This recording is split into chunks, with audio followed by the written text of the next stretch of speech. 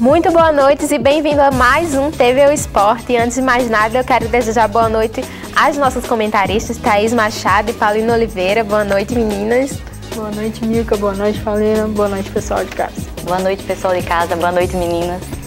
No TV O Esporte de hoje, você vai conferir sobre a vitória de Glover Teixeira no UFC Brooklyn. Vamos comentar tudo sobre NBA e o Australian Open e veja também. No futebol, o ABC enfrentou o Sergipe no primeiro jogo válido pela Copa do Nordeste. Já no Campeonato Potiguar, o fim de semana foi de Clássico Rei. O TV O Esporte está no ar.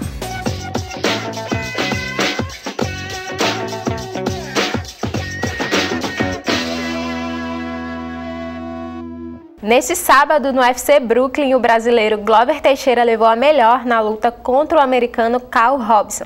Após resistir aos golpes do adversário no início do primeiro round, o brasileiro conseguiu encaixar uma finalização aos 3 minutos e 21 segundos de luta. Já na luta principal entre os campeões Renan Cejudo e TJ Dillashaw, Cejudo conseguiu defender seu título do peso mosca pela primeira vez, vencendo Dillashaw por nocaute técnico ainda no primeiro round. Após o resultado oficial, Cejudo desafiou o adversário para uma revanche na categoria dos galos. Essa luta foi a salvação, assim, né, do brasileiro no UFC. O brasileiro, ele estava numa situação bem difícil, na verdade ainda está numa situação difícil, porque assim, ele vinha de lutas bastante irregulares, né? Então ele vinha de derrota, vitória, e estava nesse emaranhado todo. Mas o que acontece é que ele conseguiu a melhor, apesar de começar perdendo, né, porque ele começou levando bastante cotoveladas na cabeça, até quem estava assistindo pôde sentir que o brasileiro estava indo muito mal, talvez fosse perder, mas aí com um golpe de jiu-jitsu, o Katagatame, né, isso? Katagatame. Ele conseguiu reverter a situação, imobilizou o adversário dele e conseguiu sair com a melhor, né? Exatamente, ele estava ali perigando, né? Imagina, ele estava ali perigando, né? Ele estava para ser demitido, mas conseguiu essa vitória aí, quem sabe dar uma estabilidade um pouco mais para ele, né? Dentro do UFC. Eu acho que ficou bem parecido, assim, a questão da luta com a questão dele no UFC como um todo, né? Porque ele começou perdendo e aí conseguiu se manter e foi a mesma questão, assim, da situação dele no UFC. Porque ele estava prestes a sair, né? Numa situação bem difícil e agora deu uma estabilizada, podemos dizer. E sobre o Cejudo, a categoria mosca estava aí para ser extinta do UFC, né? Exatamente, como o Glover, né, a categoria também estava ameaçada, né, dentro do UFC, mas com essa vitória ele deu uma estabilidade e ainda deu aquela chamada no adversário para quem sabe subir para a categoria dele e vencer também. Pois é. Seguindo agora com o futebol americano, o confronto do Super Bowl está definido. Mesmo jogando fora de casa e não sendo preferido para levar a vitória, o New England Patriots levou a Conferência Americana. A partida foi para a prorrogação, mas não deu para o Kansas City Chiefs. Já a definição na Conferência Nacional foi cheia de polêmicas. Uma arbitragem desajeitada e muitas faltas não sinalizadas marcaram a vitória fora de casa do Los Angeles Rams em cima do New Orleans Saints por 23-26. Como foi aí esses jogos? Foram jogos bem difíceis, né, para as 4 equipes. A gente viu que não é comum acontecer as prorrogações, né, no Super Bowl, mas as 2 finais de conferência os jogos foram tão complicados que levaram até a prorrogação, né? A gente viu aí que o Saints saiu ganhando no jogo, mas os Rams com muita garra foram lá e buscaram, levaram o jogo para a prorrogação, e aí na prorrogação o Saints também começou ali na vantagem, né, a gente pode dizer, porque quando tem essa prorrogação, quem faz o primeiro touchdown vence o jogo, né? Então os Saints não conseguiram aproveitar essa vantagem, acabaram o Drew Brees perdeu o lançamento dele, foi interceptado e aí os Rams conseguiram só fazer o field goal e vencer a partida. O destaque dessa partida também foi a questão de, como já tinha na nota, né, a questão da arbitragem, que foi muito falha. Tanto que o técnico do Saints, né, falou em entrevista coletiva que recebeu uma ligação do pessoal da confederação falando que realmente eles tinham errado, mas que agora não tem muito mais o que fazer, né, minha gente? Exatamente, polêmicas até na NFL. E sobre os Patriots, eles conseguiram avançar mais uma vez, né, gente? Assim, tem nem muito o que falar dos Patriots, porque eles sempre estão lá. Desde 2011, eles estão em finais de conferência e agora vão mais uma vez para o Super Bowl, né? E tem algumas curiosidades, porque desde 2011 os Patriots estão lá e em 2011 aconteceram coisas assim, tipo, o Corinthians ainda não tinha conquistado nenhuma Libertadores, Vinícius Júnior tinha 10 anos nessa época e a música mais tocada do país era Fugidinha, do Michel Teló.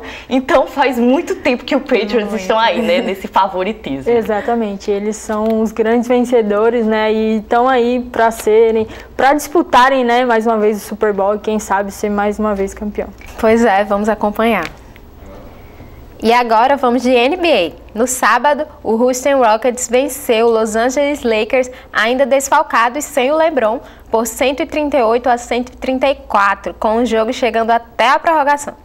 Outro jogão foi a partida do Golden State Warriors, que bateu o Los Angeles Clippers por 103-95. Jogão, hein? Foi. Os Lakers, eles estiveram na frente a partida inteira, praticamente, e chegaram a abrir, assim, 18, 20 pontos de vantagem. Estavam jogando muito bem, mas o que acontece é que os Rockets conseguiram chegar lá, né? Faltando, assim, uns 5 segundos para acabar o tempo regulamentar, o Gordon marcou uma cesta de 3 e levou a partida para a prorrogação. E foi muito emocionante, né? Nessa parte foi a única vez que os Rockets conseguiram ultrapassar o placar na frente dos Lakers e aí manteram, né? Exatamente, aí a gente pode ver a instabilidade do time dos Lakers, né? Essa temporada toda está sendo bem instável. E agora sem o LeBron também, já é a 12ª partida sem o LeBron e eles estão sentindo bastante. Tem jogos nesse meio que eles estão vencendo, conseguindo se superar, mas essa instabilidade está sendo bem ruim para o time dos Lakers. O destaque da partida a gente pode dizer que foi o James Harden, que marcou 48 pontos só nessa partida e já faz assim cerca de 19 jogos que ele marca pelo menos 30 pontos. Então ele está indo muito bem nessa temporada e talvez, né, seja um dos grandes nomes dessa temporada também. Do jogo dos Clippers com os Warriors, né? O Marcos tá de volta, né? Pronto, o DeMarcus, ele tá de volta, ele fez a sua estreia pelos Warriors e estreou muito bem. Em 15 minutos de partida ele fez 14 pontos, mas chegou a ser expulso por faltas, que ele cometeu as 6 faltas, né? Então ele teve que sair de quadra, mas foi muito bem, a torcida gostou bastante dele. Foi um jogo bem emocionante para ele, né? Foi um jogo muito bom e para todo mundo que gosta, né, do esporte, ver ele de volta, voltando de uma contusão que durou cerca de 1 ano, é muito bom ver o jogador de alto padrão estar de volta de novo para o esporte. Que bom. Vamos conferir agora o que rolou nesta última semana do mundo dos esportes. O giro esportivo de hoje é de Letícia Araújo.